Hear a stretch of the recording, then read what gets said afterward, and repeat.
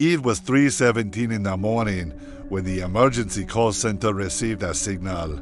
That shouldn't have existed. The screen lit up with an incoming call, but the system flagged it as originating from a line that had been disconnected for years. The operator hesitated, thinking it had to be a system glitch. But then, the call connected. At first, there was nothing. No background noise, no static. Just a silence so absolute it felt unnatural, like a void.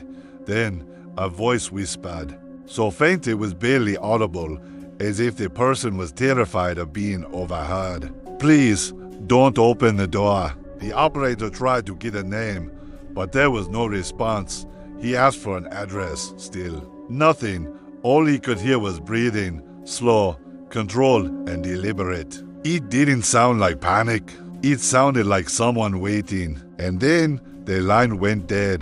The call log was supposed to store the data automatically, but it didn't. There was no number, no location, no trace of the call ever happening. Except for one thing. The system timestamp was frozen. It read 3:17 a.m. Responders were dispatched based on the last known registration of the disconnected phone line. The address led them to a residential building that had been abandoned for a very long time. The windows were boarded up, the walls stained with age and neglect. Nature was slowly reclaiming the concrete structure.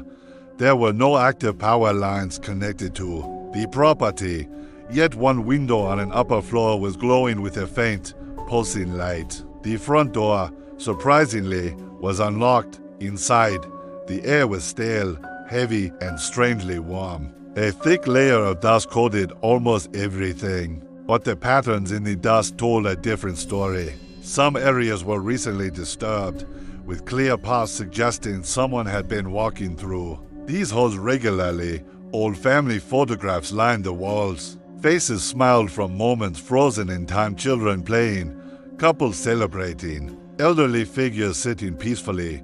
But as the responders looked closer, they noticed something deeply unsettling. The eyes, every single person in every photo, regardless of the angle or pose, appeared to be looking directly at the camera.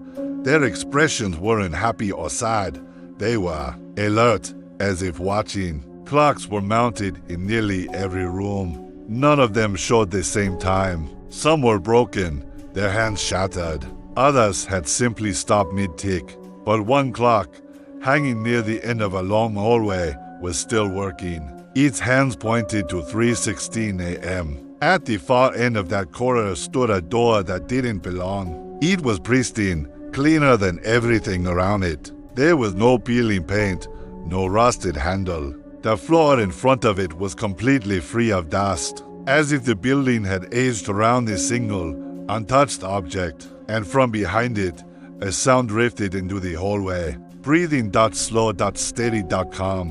One of the responders raised his hand to knock, but something stopped him. It wasn't fear, and it wasn't logic. It was pure, primal instinct screaming at him not to. As his hand hovered in the air, the breathing suddenly stopped. The silence that followed was 1,000 times worse.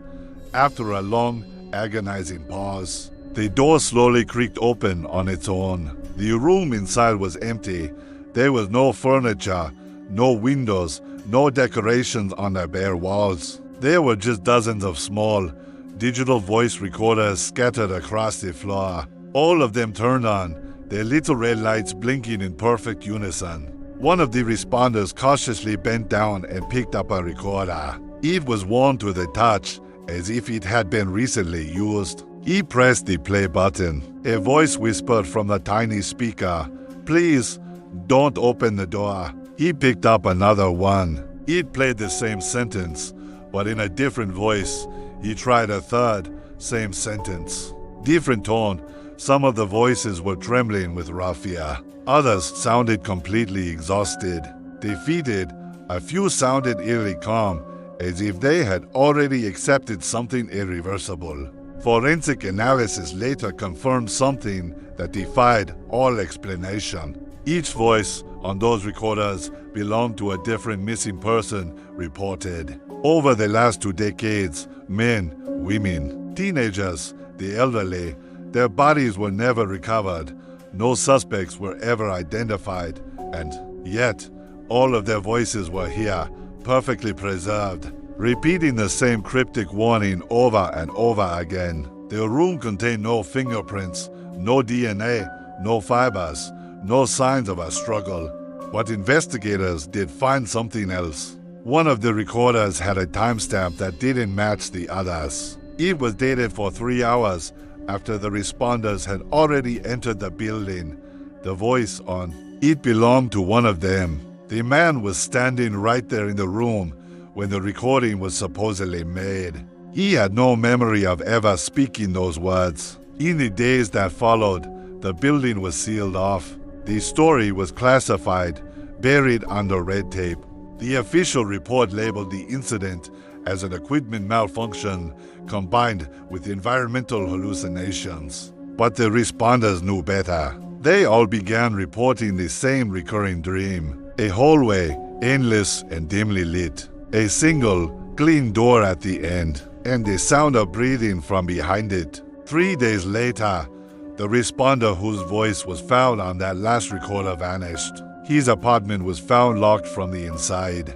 There were no signs of forced entry, no struggle. His phone was on the kitchen table, unlocked, with a single audio file recorded at 3:17 that morning. The file contained only one sentence: "Please, don't open the door."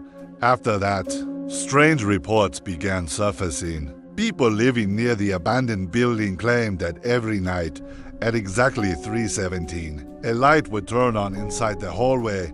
Some heard footsteps pacing back and forth. Some heard knocking that seemed to come from inside their own walls. Others heard breathing synchronized, slow, and unnervingly patient. Urban explorers who dared to sneak into the building never stayed long.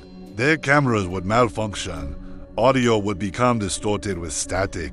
Fully charged batteries would drain in a matter of minutes. One group managed to escape, but later reported finding new photographs hanging on the walls, photos of themselves taken from behind as they stared at a door they didn't remember seeing before. The building remains sealed to this day, but every now and then, emergency call centers receive a strange call at 3:17 a.m.